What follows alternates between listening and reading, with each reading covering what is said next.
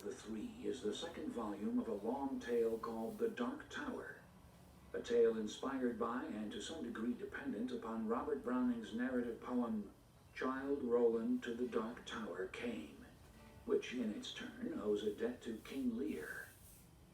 The first volume, The Gunslinger, tells how Roland, the last gunslinger of a world which has moved on, finally catches up with the Man in Black, a sorcerer he has chased for a very long time. Just how long, we do not yet know. The Man in Black turns out to be a fellow named Walter, who falsely claimed the friendship of Roland's father in those days before the world moved on.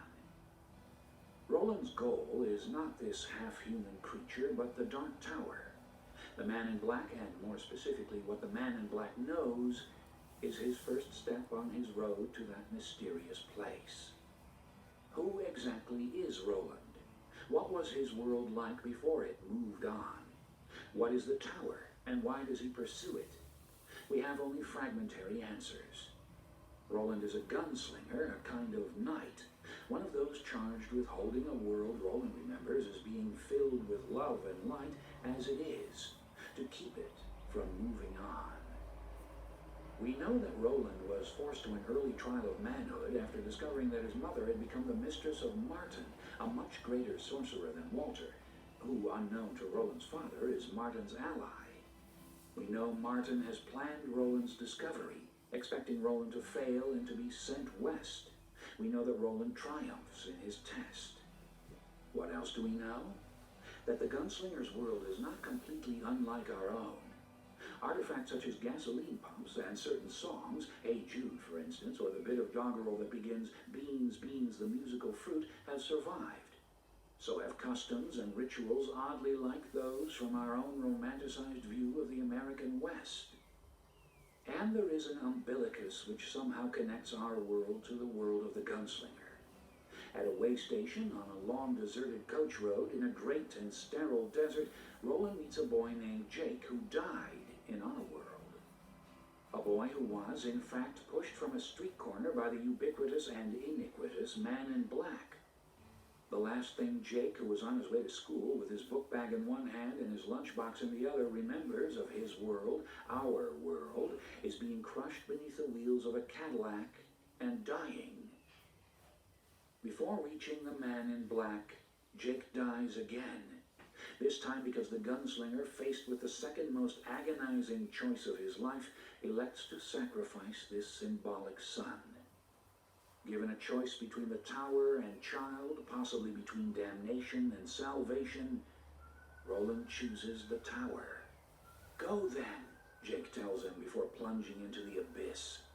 There are other worlds than these. The final confrontation between Roland and Walter occurs in a dusty Golgotha of decaying bones.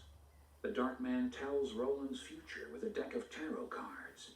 These cards showing a man called the Prisoner, a woman called the Lady of Shadows, and a darker shape that is simply death, but not for you, gunslinger, the Man in Black tells him, are prophecies which become the subject of this volume, and Roland's second step on the long and difficult path to the Dark Tower.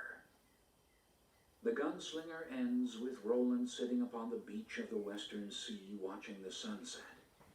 The Man in Black is dead, the gunslinger's own future course unclear.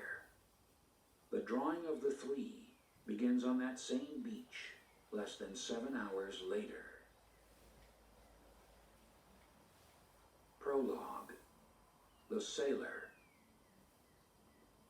The gunslinger came awake from a confused dream which seemed to consist of a single image, that of the sailor in the tarot deck from which the Man in Black had dealt, or purported to deal, the gunslinger's own moaning future. He drowns, gunslinger, the Man in Black was saying, and no one throws out the line. The boy, Jake. But this was no nightmare. It was a good dream. It was good because he was the one drowning, and that meant he was not Roland at all, but Jake. And he found this a relief, because it would be far better to drown as Jake than to live as himself, a man who had, for a cold dream, betrayed a child who had trusted him. Good. All right, I'll drown, he thought, listening to the roar of the sea. Let me drown. But this was not the sound of the open deeps. It was the grating sound of water with a throat full of stones. Was he the sailor? If so, why was land so close? And in fact, was he not on the land? It felt as if freezing cold water doused his boots and ran up his legs to his crotch. His eyes flew open then, and what snapped him out of the dream wasn't his freezing balls, which had suddenly shrunk to what felt like the size of walnuts, nor even the horror to his right, but the thought of his guns. His guns, and even more important, his shells.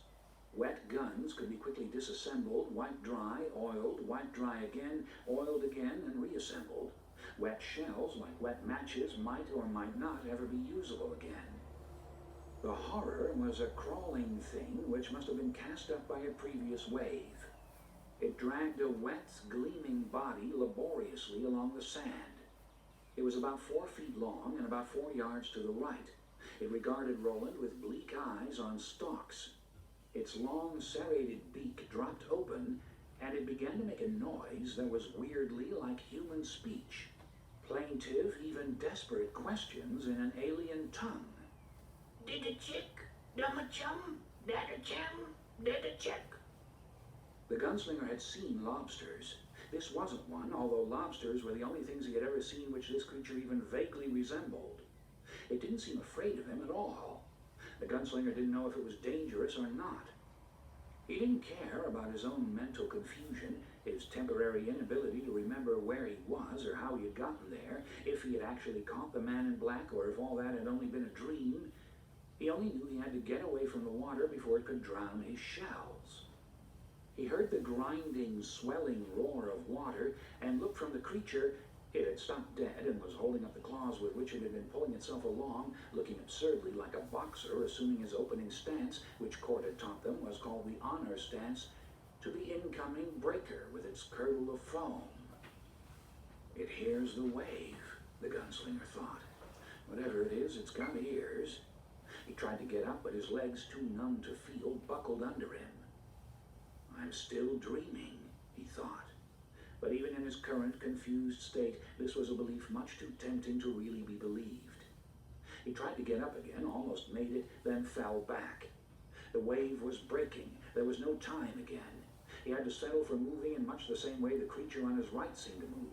He dug in with both hands and dragged his butt up the stony shingle away from the wave. He didn't progress enough to avoid the wave entirely, but he got far enough for his purposes.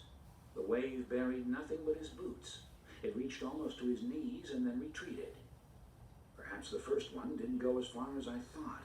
Perhaps there was a half moon in the sky. A caul of mist covered it, but it shed enough light for him to see that the holsters were too dark. The guns, at least, had suffered a wetting. It was impossible to tell how bad it had been, or if either the shells currently in the cylinders or those in the crossed gun belts had also been wetted. Before checking, he had to get away from the water. Had to check. This was much closer. In his worry over the water, he had forgotten the creature the water had cast up. He looked around and saw it was now only 4 feet away. Its claws were buried in the stone and shell-littered sand of the shingle, pulling its body along. It lifted its meaty, serrated body, making it momentarily resemble a scorpion, but Roland could see no stinger at the end of its body. Another grinding roar, this one much louder. The creature immediately stopped and raised its claws into its own peculiar version of the honor stance again. This wave was bigger. Roland began to drag himself up the slope of the strand again, and when he put out his hands, the clawed creature moved with a speed of which its previous movements had not even hinted.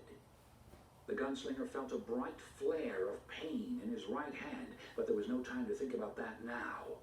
He pushed with the heels of his soggy boots, clawed with his hands, and managed to get away from the wave. Did a chick? The monstrosity inquired in its plaintive, "Won't you help me? Can't you see I'm desperate?" voice, and Roland saw the stumps of the first and second fingers of his right hand disappearing into the creature's jagged beak. It lunged again, and Roland lifted his dripping right hand just in time to save his remaining 2 fingers.